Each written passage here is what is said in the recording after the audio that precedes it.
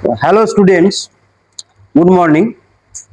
আজকে তোমাদের class 11-এর first সেমিস্টারের একটি সুন্দর কবিতা, রোমান্টিক কবিতা, যার নাম হচ্ছে কম্পোজড আপন ওয়েস্টমিনিস্টার ব্রিজ, সেই কবিতাটি পড়ানো হবে।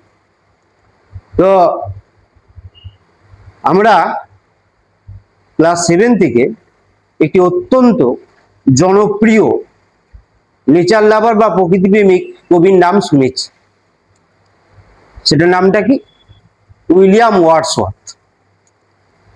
এমন কোনো স্টুডেন্ট নেই, সে মিডিয়ামই হোক বা একদম লো কোয়ালিটি হোক বা হায়ার কোয়ালিটি হোক, উইলিয়াম ওয়ার্ডসওয়ার্থের নাম সকলে শুনেছে। তো আজকে সেই উইলিয়াম ওয়ার্ডসওয়ার্থের একটি সুন্দর প্রাণবন্ত কবিতা কম্পোজড আপন ওয়েস্টমিনিস্টার ব্রিজটা পড়ানো হচ্ছে। তো তার আগে আমরা কিছু ব্যাকগ্রাউন্ড ইভেন্টের দিকে যাব। উইলিয়াম ওয়ার্ডসওয়ার্থ কে সেটা আগে আমরা জানবো। উইলিয়াম ওয়ার্ডসওয়ার্থ কে না, সমগ্র ওয়ার্ল্ড এবং সব থেকে আরো বেশি ইউরোপের মধ্যে সব থেকে বেশি পপুলার রিনাউন্ড পোয়েট হলেন উইলিয়াম ওয়ার্ডসওয়ার্থ। তো আমরা ক্লাস 7-এ উই আর 7 বলে একটা কবিতা পেয়েছিলাম, মনে আছে? সেখানে উইলিয়াম ওয়ার্ডসওয়ার্থ একজন ছিলেন নেচার লাভার, যিনি একটা ছোট্ট 8 বছরই মেয়ের সাথে সাক্ষাৎ করেছিলেন এবং যে মেয়েটি একটি গ্রাম্য পরিবেশে বনভূমিতে একাকী ছিল, তার সাথে সাক্ষাৎ করেছিলেন এবং তার পরিচয় জানতে চেয়েছিল, তারা ক ভাই ক বোন জানতে চেয়েছিল।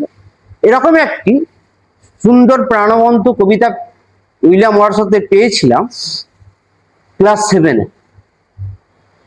তো এখন আমরা ক্লাস 11-এ ফার্স্ট সেমিস্টারে সেই কবিতাটি পড়ছি। তো এই যে আমরা কম্পোজড আপন ওয়েস্টমিনিস্টার ব্রিজটা পড়বো, এটা কি ধরনের কবিতা সেটা আমাদেরকে জানতে হবে। কি ধরনের কবিতা বলতে কি না, পোয়েট্রি বা কবিতার অনেক ভাগ রয়েছে। কোনোটাকে বলা হয় ড্রামাটিক মনোলগ, যেটাও তোমরা পাবে। কোনোটাকে বলা হয় এলিজি, কোনোটাকে বলা হয় সনেট। তো আমরা এখন বর্তমানে যে কবিতাটি পাঠ করতে চলেছি এটাকে বলে সনেট। সনেট মানে কি? সনেট কথাটার অর্থ হলো চতুর্দশপদী কবিতা, অর্থাৎ সংক্ষেপে যদি আমরা বলি 14 লাইনের যে কবিতা তাকেই আমরা সনেট বলি। 14 লাইনের কবিতাকে সনেট বলে, এটাকে মাথায় ঢুকিয়ে নাও। এবার তোমরা কিন্তু 11-12 পড়ছো, মানে অনেক কিছু হায়ার লেভেলের জিনিস তোমরা লিটারেচারে শিখবে। যেমন তোমরা ফিগার অফ স্পিচ আস্তে আস্তে শিখছো, ফিগার অফ স্পিচটা। সেরকম পোয়েট্রির যে ভাগগুলো, এই যে সনেট বা এলিজি বা ড্রামাটিক মনোলগ, এগুলো আমরা আস্তে আস্তে শিখবো। তো এইটা হচ্ছে একটা সনেট, আমরা যেটা পড়তে চলেছি সেটা হচ্ছে একটা সনেট। কেন সনেট? কারণ কবিতাটা লাইনগুলো গুনে দেখো, লাইনটাকে বলা হয় এই দেখো কবিতাটা লাইনটা গুনে তোমরা দেখতে পাবে 14টা লাইন আছে। তাহলে 14টা লাইনের কবিতাকে কি বলে না, সনেট বলে।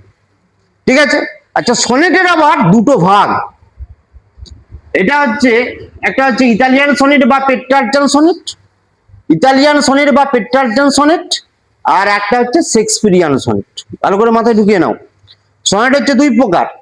তোমাদের এমসিকিউ আছে মানে তোমরা বুঝতেই পারছো, বলে দেবে যে উইলিয়াম ওয়ার্ডসওয়ার্থের ওয়েস্টমিনিস্টার ব্রিজটা কি ধরনের সনেট, সেটা তোমাদেরকে নিজেদেরকে বিশ্লেষণ করতে হবে, নিজেদেরকে জাজ করতে হবে। তো এটা হচ্ছে একটা ইতালিয়ান সনেট। কেন? এবার সেই ব্যাখ্যাতে আসবো। তাহলে প্রথমে আমরা জানলাম সনেট কাকে বলে। কাকে বলে? চতুর্দশপদী কবিতা, অর্থাৎ 14 লাইনের কবিতাকে বলে সনেট। সনেট কয় প্রকার? সনেট হচ্ছে দুই প্রকার। একটা হচ্ছে ইতালিয়ান সনেট বা পেট্রার্চান সনেট, এটার অপর নাম হচ্ছে পেট্রার্চান সনেট। আর আরেকটি সনেট হলো শেক্সপিয়ারিয়ান সনেট। ক্লিয়ার? আচ্ছা, ইতালিয়ান সনেট কথাটার অর্থ কি না, যখন রেনেসা পর্বটা শুরু হয়েছিল, সে রেনেসার যুগে দান্তে, পেট্রার্চ, বিভিন্ন ফিলোজফার দার্শনিকরা তারা কবিতা লেখার একটা ধরন বা ছন্দ তৈরি করেন। তো সেই ধরন বা ছন্দটাকে বলা হয় ইতালিয়ান সনেট বা পেট্রার্চান সনেট। আর উইলিয়াম শেক্সপিয়ার সাহিত্য সম্রাট যাকে বলা হয়, তো তিনি একটা নিজস্ব স্টাইল তৈরি করেন সনেট লেখার। তো তার স্টাইলটাকে যারা অনুসরণ করেন, যে সনেটটা লেখে, তাকে বলা হয় শেক্সপিয়ারিয়ান সনেট। ঠিক আছে।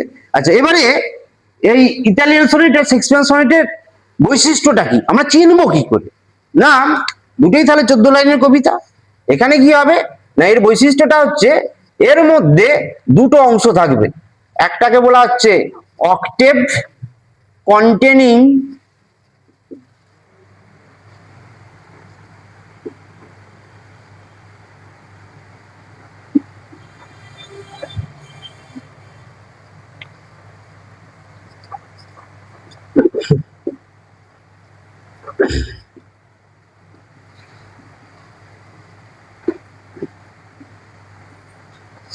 দেখো, তো আমরা ইতালিয়ান সনেটটা চিনবো কি করে?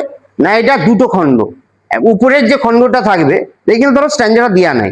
যদি অরিজিনাল মানে বইটা, অরিজিনাল কপিটা যদি পেয়ে থাকো, বা পুরনো বই অনেকদিন আগে দাদা দিদিরা পড়ে গেছে ওল্ড সিলেবাসের, সেই বই যদি কেউ কালেকশন করতে পারো, দেখবে কবিতাটা দুটো স্তবকে লেখা আছে। প্রথম স্তবকটা হচ্ছে 8টা লাইনে তৈরি, আর দ্বিতীয় স্তবকটা হচ্ছে 6টা লাইন নিয়ে তৈরি। তো প্রথম যে 8টা লাইন, ওই 8টা লাইনকে বলা হয় অক্টেভ। এটা জানতে হবে, এই অক্টেভ কি এটা জানতে হবে। তাহলে first 8 lines are called octave, এটা মাথায় রাখতে হবে। ক্লিয়ার? নেক্সট, তারপরের যে অংশটা, তাহলে 14 লাইন থেকে 8 চলে গেল, তাহলে 6 লাইন রইল। শেষের যে স্ট্যান্ডাটা, যেটা 6টা লাইন নিয়ে তৈরি, সেটাকে আমরা বলি সেস্টেট। ক্লিয়ার? আচ্ছা, এই কবিতাটা যদি আমরা অরিজিনাল কপিটা পাই, আমরা দেখতে পাবো কবিতাটাও দুটো খণ্ডে বিভক্ত। একটা হচ্ছে 8 লাইনের, আর একটা হচ্ছে ওই 6 লাইনের। ঠিক আছে। আচ্ছা, এবারে শেক্সপিয়ার সনেটের বৈশিষ্ট্য কি? শেক্সপিয়ার সনেটের বৈশিষ্ট্য হচ্ছে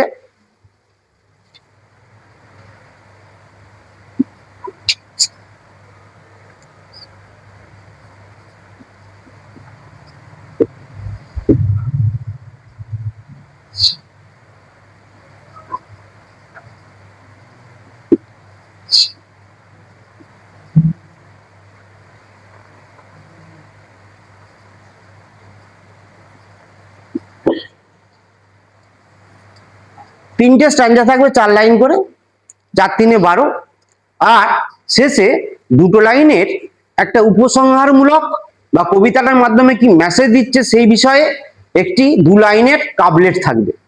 সেটা হচ্ছে শেক্সপিয়ার সনেটের বৈশিষ্ট্য। তাহলে 3টে stanza and a couplet, total 14 line, সেটা হচ্ছে শেক্সপিয়ার সনেট।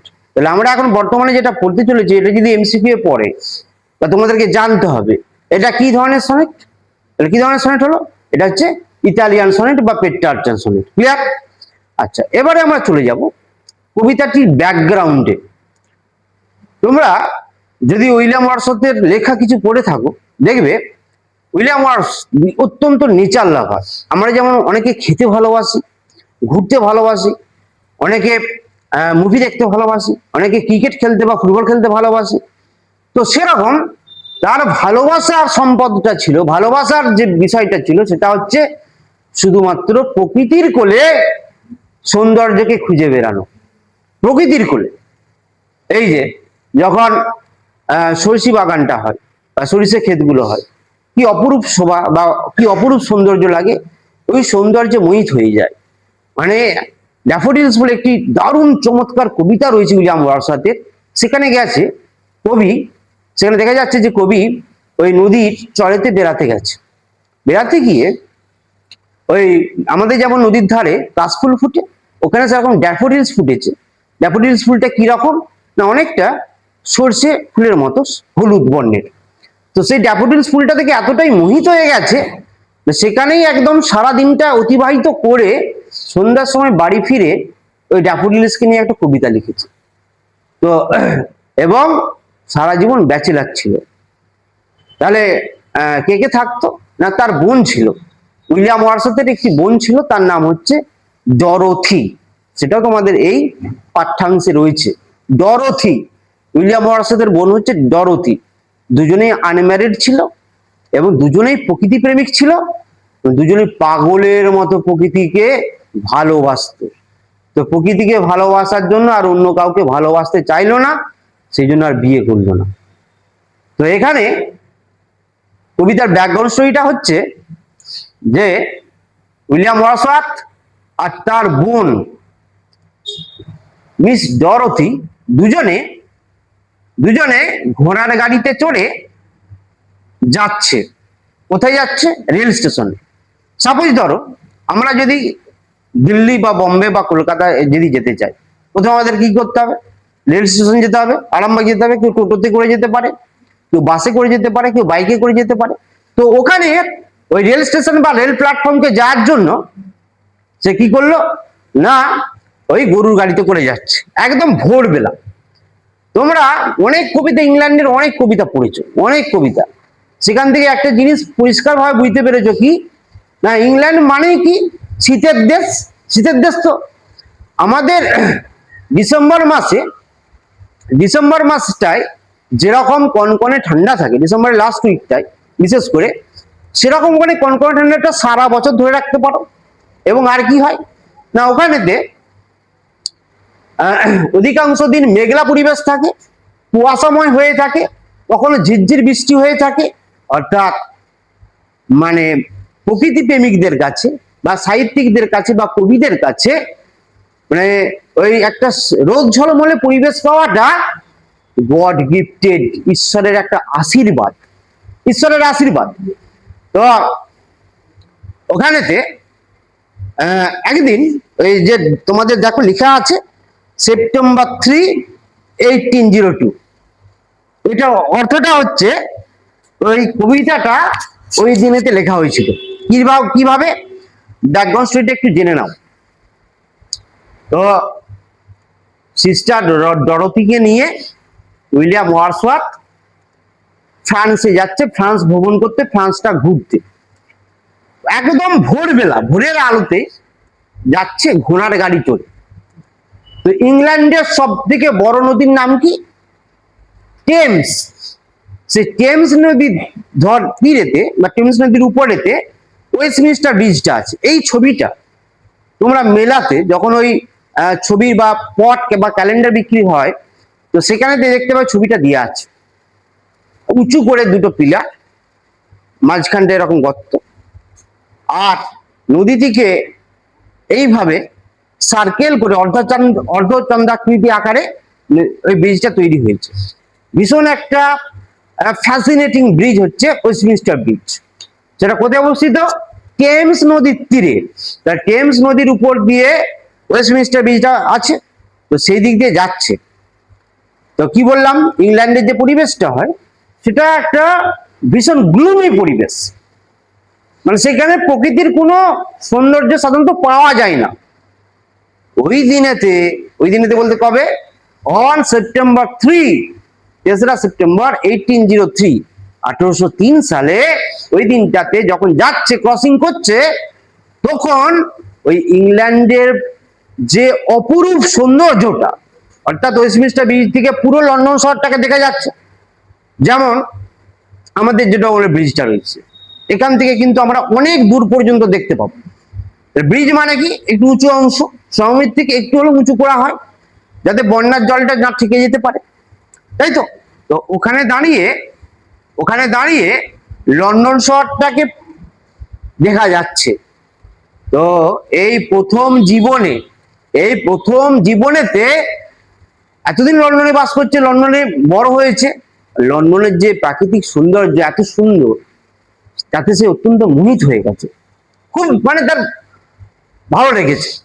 তো তৎক্ষণাৎ ওই দৃশ্যটাকে উপভোগ করার পর এই ঘোড়ার গাড়িতে বসেই কবিতাটি লিখেছিল, যে জন্য কবিতাটির নাম হয়েছে, ভালো করে পড়ে দেখো, কম্পোজড সিনোনিমস হচ্ছে রিটেন, লেখা হয়েছে কোথায়?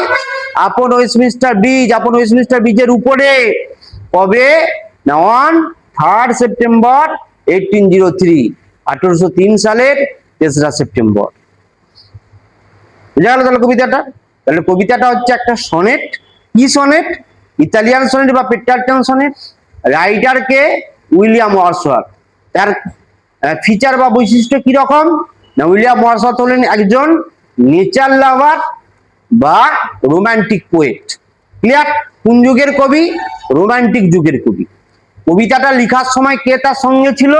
না, তার বোন ডরোথি। ক্লিয়ার? আচ্ছা, কবিতাটা কোথায় লেখা হয়েছিল? ওয়েস্টমিনস্টার ব্রিজ, তার সেখানেতে। ওয়েস্টমিনস্টার ব্রিজের নিচে দিয়ে কোন নদী প্রবাহিত হয়ে গেছে? টেমস নদী। ঠিক আছে? তো আজকে কবিতাটার ফার্স্ট পার্টটা এতদিনই রইল, সেকেন্ড পর্বটা আগামী দিনে আরম্ভ হবে। তো সকলকে অসংখ্য ধন্যবাদ। তো আমার নতুন YouTube channel Srishti study centre চ্যানেলটিকে সাবস্ক্রাইব করার জন্য প্রত্যেককে অনুরোধ করছি। Thank you.